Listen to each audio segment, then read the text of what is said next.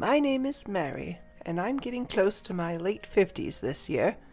I have 2 children. My elder son has become a working adult and is planning to get married to his girlfriend soon.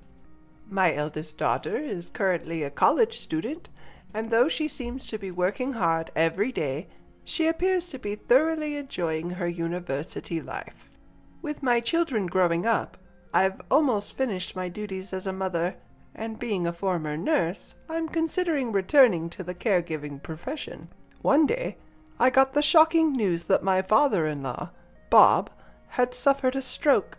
I received a call from my husband, John, and rushed to the hospital where Bob was admitted. Bob has always been a very earnest man, gentle, and has been very kind to me, his daughter-in-law.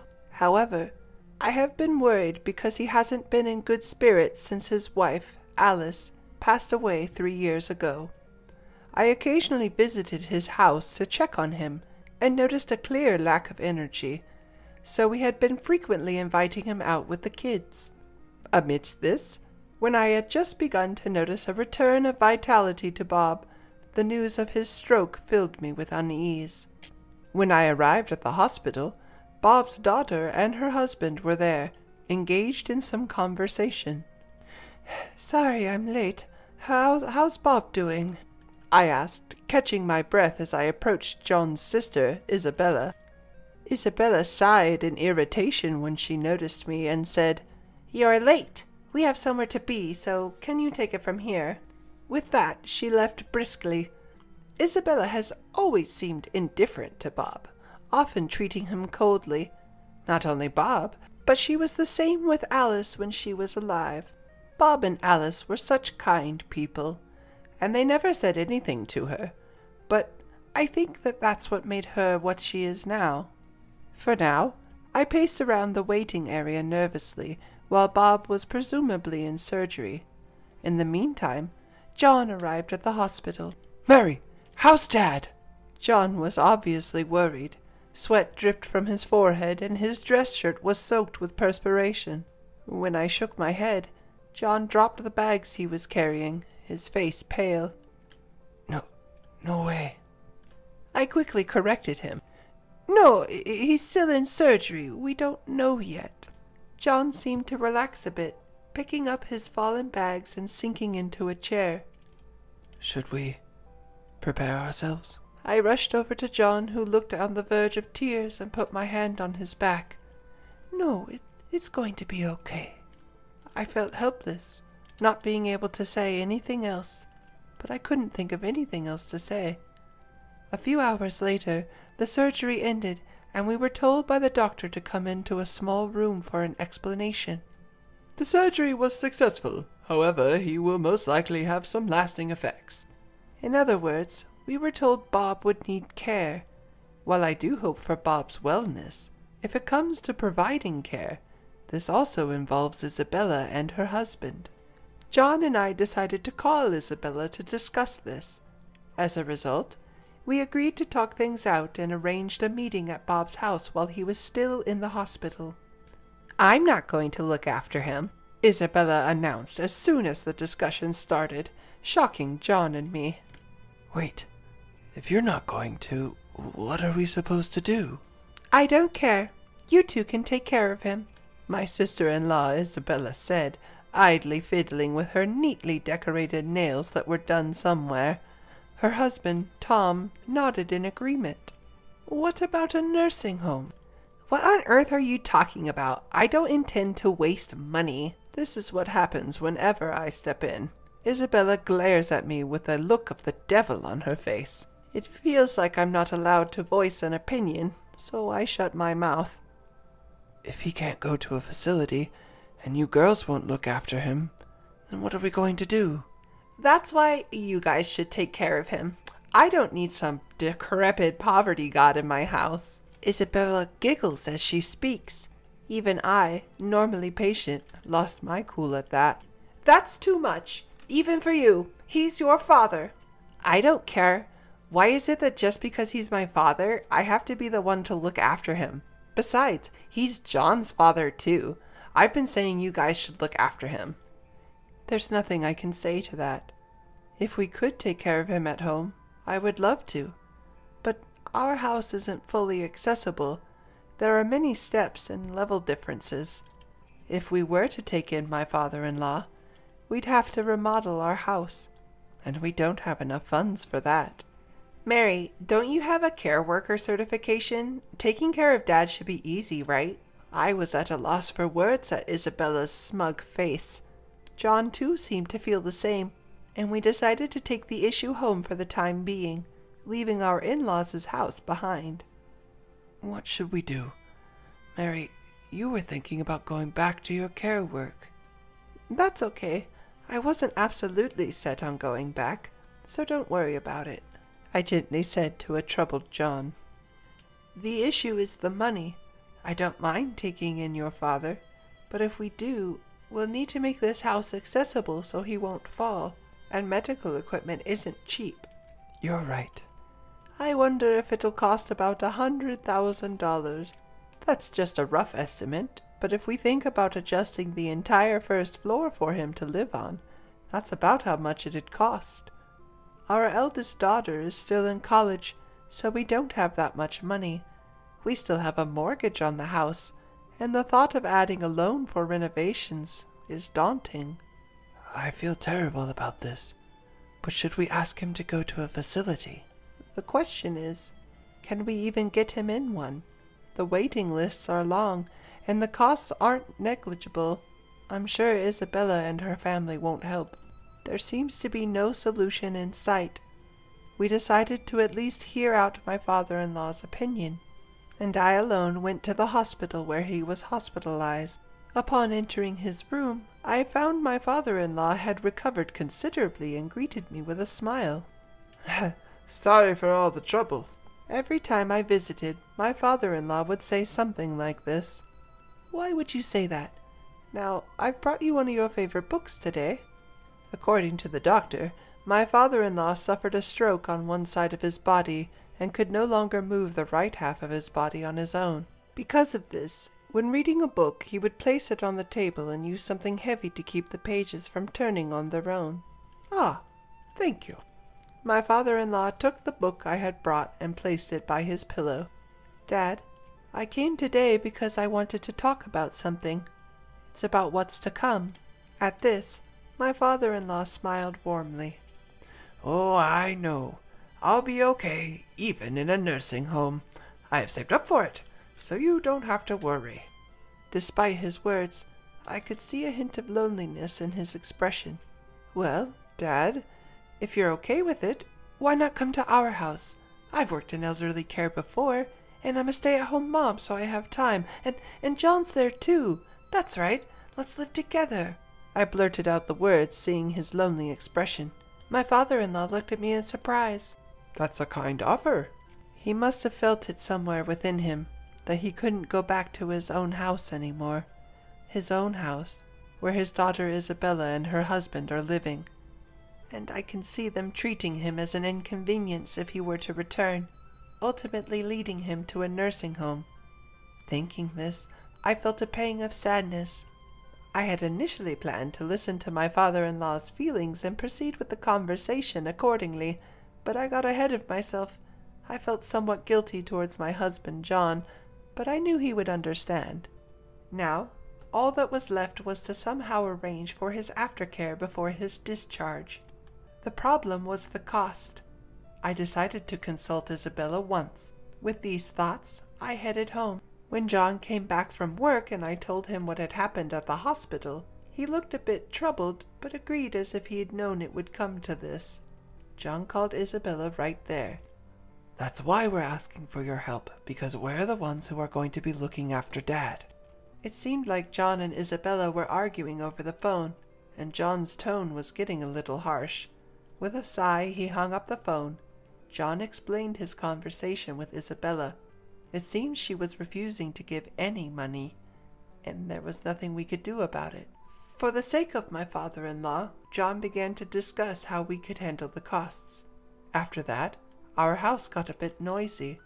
We discussed how to renovate the house and what kind of care supplies we'd need, and received various explanations about home care. When I told my father-in-law that he would be living with us after he was discharged, he looked apologetic, but also pleased. "Mary, could you get the checkbook that's over there?" My recovered father-in-law pointed at a cloth bag on the shelf during one of our visits. Wondering what he'd use a checkbook for, I did as he asked and took it out. Watching my father-in-law, I saw him open the bank book and show it to me. "I have some money here. Can you and John use it?" The checkbook he showed me had an amount written in it that I had never seen before.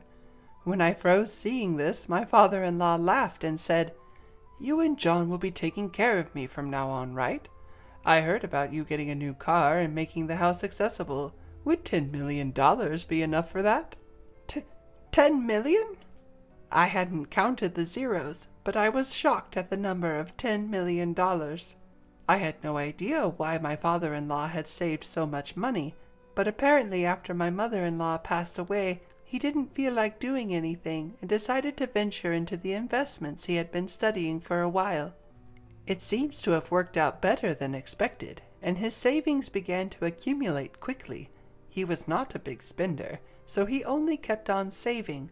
However, even if he wanted to remodel the house or buy a new car, it shouldn't cost that much. I handed his bank book back to him and said, I can't accept this much. Please use this for yourself." He, in turn, offered the bank book back to me, saying, "I can't use all this money. I would rather give it back to you and your family, who are willing to take care of me." Stuck with the predicament of the returned bank book again, I refused. "Still, I can't accept so much." My father-in-law, after contemplating for a while with a troubled look, proposed, "What about $1 million?" Seeing no end to this, I managed to persuade him to agree to a reduced sum of $100,000. He still seemed dissatisfied, but for the moment that was good. As such an exchange was going on, "I'm here!" Isabella appeared out of nowhere.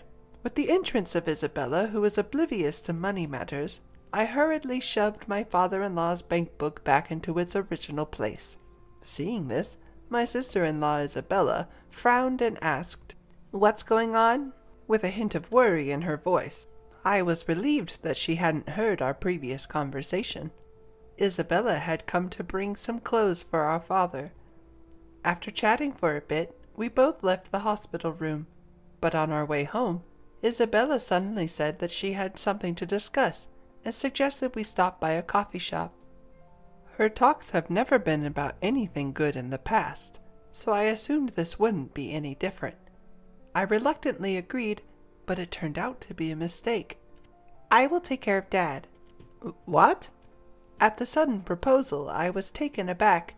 Despite her words, we're already in the middle of preparations to accommodate my father-in-law, even starting renovations on the house. I couldn't help but wonder why she would suddenly propose such a thing. "So, you don't have to visit the hospital from tomorrow." "No, visiting has nothing to do with it.